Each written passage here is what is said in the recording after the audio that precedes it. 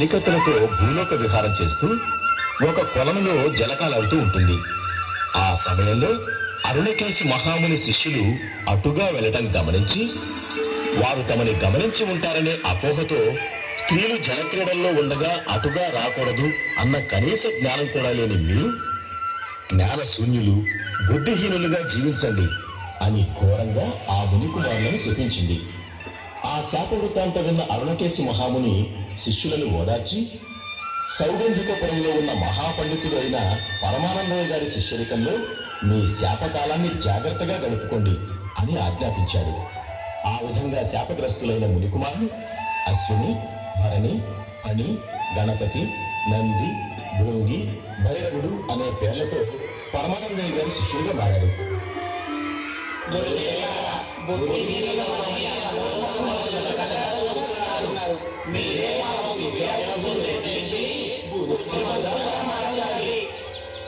అలాగే నేర్పిస్తారు, లేవండ్రా. ఒరే భరణి, గురువు గారు ఒప్పుకున్నారా? అయితే మనం ఈ రోజు నుండి వాళ్ళ శిష్యులం అయిపోయాము అన్నమాటేగా. అన్నమాటేంటిరా, ఉన్నమాటే. అయితే గురువు గారికి అన్ని సేవలు మనమే చెయ్యాలిగా. అవునుగా ముద్దు, గురువు గారు చాలా సేపటి నుంచి నిలబడే ఉన్నారు. ముందు మనం గురువు గారిని ఇంట్లోకి తీసుకెళ్దాం, పదండ్రా.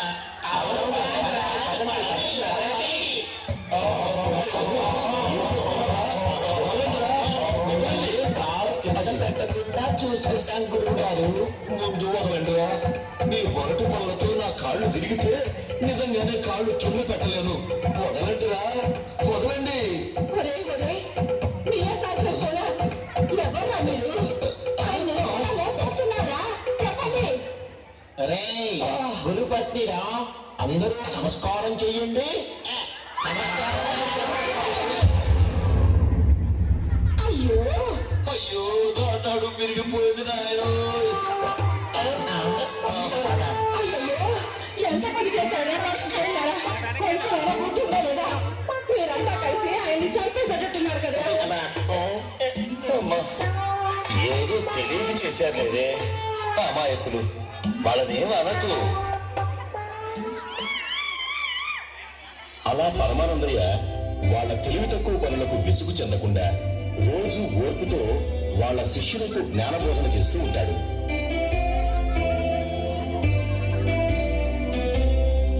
అలా కొన్ని నెలలు గడిచిపోయాయి.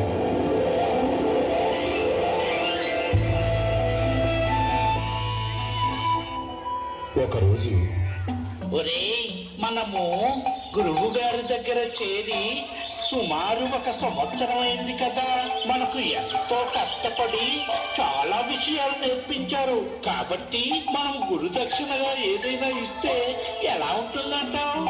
అవును రోయ్, నిజమే. గురువు గారు మనల్ని మెచ్చుకోవడానికి ఏమైనా చెయ్యాలి. ఏం చేస్తే బాగుంటుంది? ఏదైనా ఒక మంచి బహుమతిద్దాం. భైరవుడి ఆలోచన బాగుంది, కానీ ఏమిస్తే బాగుంటుందంటావు? ఆగండ్రా, నేను చెప్తాను. నాకు మంచి ఆలోచన వచ్చింది. అది ఒక చేతికరణ కొనిద్దాం, సరేనా? నీ మొహం, నీకు మతిమరుపు చాలా ఎక్కువైనట్టుందిరా. గురువు గారికి ఇది వరకే చేతికర్ర ఉందిగా. పోనీ ఒక మంచి శాలువ కొనిద్దాం. ఏడిసావ్, ఇప్పటికే రాజుగారిచ్చిన పట్టు శాలువాలు, పట్టు పంచలు ఇనప పెట్టెలో మూలుగుతున్నాయి. మరేమి కొందాము? బాగా ఆలోచించండి. అవును, బాగా ఆలోచించండి రా. ఒరేయ్, మీరంతా బుద్ధి లేని వాళ్ళు. నేను చెప్తాను చూడు. అది అది గురువు గారు పురాణాలు చెప్పడానికి ఆ ఊరు ఈ ఊరు వెళ్తారు కదా. ఎడ్ల బండి మీద వెళ్ళడం ఇబ్బందిగా ఉంటుంది. అందుకని ఒక మంచి గుర్రం కొనిద్దాం, సరేనా? అవునురా భరణి, గురువు గారు గుర్రం మీద పురాణానికి వెళ్తుంటే అచ్చం మహారాజులా ఉంటారు. కానీ గుర్రం ఏ అంగడిలో అమ్ముతారు? ఒరేయ్, తెలివి తక్కువ దద్దమ్మ, గుర్రమును అంగడిలో అమ్మర్రా, సంతలో అమ్ముతారు. సరేరా, ఈ విషయం గురువు గారికి తెలియకుండా ఇద్దాం. మనం ఎక్కడికి వెళ్తున్నామో కూడా తెలియకూడదు, సరేనా?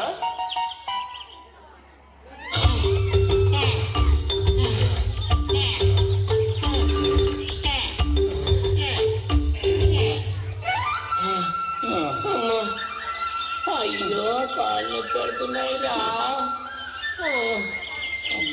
ఒరే నల్లి, ఇంక నడవడం నా వల్ల కాదు. అంటారు లాగించడం నీ వల్ల అవుతుంది కానీ నడవటం మాత్రం చేత కాదు. ఇంకా 4 కోసుల దూరం నడవాలిరా. ఇంకా 4 కోసులా? ఒరేయ్, అది చూడండిరా, వెతకపోయిన తీగ కాలికి తగలడం అంటే ఇదేనేమో. గుర్రాలా? చూశారా, అక్కడ కొన్ని గుర్రాలు ఉన్నాయి. వాటి యజమాని కూడా ఆ పక్కనే ఉన్నాడు. ఆ గుర్రాన్ని నమ్ముతాడేమో, అడుగుదాం. పదండి. పదండి పదండి.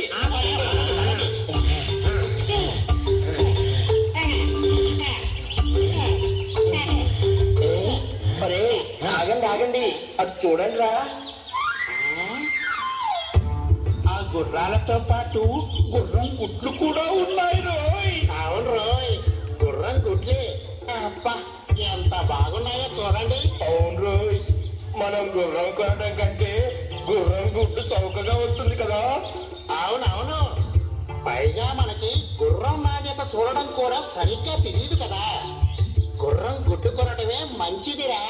మరెందుకు ఆలస్యం? వెంటనే వెళ్ళి ఒక గుడ్డు కొనుక్కొని తీసుకుపోదాం. పదండి. ఏంటి సాములు, అందరూ ఇట్ట వచ్చారు?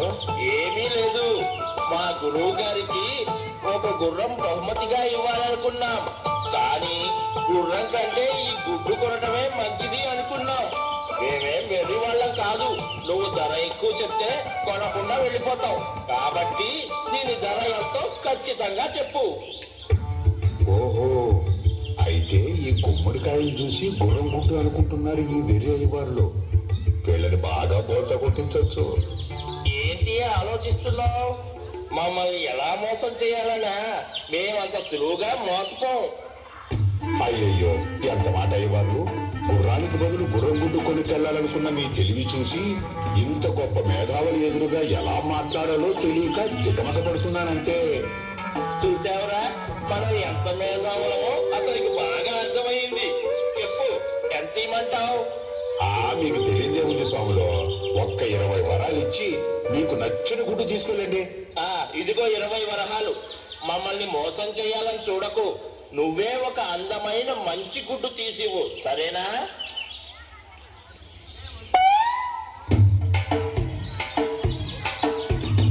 ఇదిగోండి అయ్యవాళ్ళు, మంచి గుడ్డు. బాగుంది, మాకు బాగా నచ్చింది. కానీ ఒక్క విషయం స్వాములు, ఈ గుడ్డును జాగ్రత్తగా పట్టుకెళ్ళండి. కింద పడి బయలుపోయింది అనుకో, నాకు సంబంధం లేదు.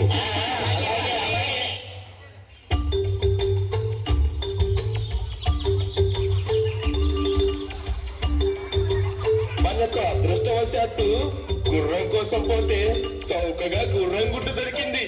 కానీ దీనిని ఎలా పొదిగేయాలి? గుర్రం పిల్ల ఎప్పుడు బయటకు వస్తుంది? మరి నంది, నీకెప్పుడు అనుమానాలే. మనమే రోజుకు ఒకరం దానిపై కూర్చుంటే సరి. అదే పొదిగి బయటికి వస్తుంది. అవును రోయ్, మంచి ఆలోచనే. అలాగే చేద్దాం. ఆ విధంగా మన పరమానందయ్య గారి శిష్యులు రోజు ఒకరి తర్వాత ఒకరు ఆ గుమ్మడికాయ మీద కూర్చునేవారు. అలా కొన్ని రోజులు గడిచాక ఒక రోజు, ఏమైందిరా అశ్విని, గుర్రం పిల్ల ఎప్పుడు బయటకు వస్తుందిరా? ఆగరా, నీకెప్పుడు తొందరే. ఇంకో 2 రోజుల్లో బయటికి రావచ్చు. ఒరే అశ్విని, పని గణపతి, ఏం చేస్తున్నారు అక్కడ? ఏం లేదు గురువు గారు, గుర్రం గుడ్డుని పొదుగుతున్నాం. ఏంటి, గుర్రం గుడ్డ? కాస్త అర్థమయ్యేట్టు చెప్పండి రా. ఏం లేదు గురువు గారు, మేమందరం కలిసి మీకు గురుదక్షిణగా ఒక గుర్రాన్ని ఇవ్వాలనుకున్నాం. అందుకని మేము సంతకి వెళ్ళి చౌకగా ఒక గుర్రం గుడ్డు కొన్నాం. గుడ్డును పొదిగిస్తే పిల్ల వస్తుంది కదా. అలాగే మేము దాన్ని పొదిగేస్తున్నాము. ఆ విధంగా వచ్చిన గుర్రాన్ని మీకు గురుదక్షిణగా ఇవ్వాలనుకున్నాం. ఏడిశారు. అది గుర్రం గుడ్డు కాదురా, గుమ్మడికాయ. మనం భోజనంలో కూరగా వాడతాం. అసలు గుర్రానికి గుడ్డంటూ ఏది ఉండదు. మిమ్మల్ని మోసం చేశారు. ఎంతటి అమాయకుడురా మీరు. భగవంతుడా, నీవే వారికి దారి చూపాలి.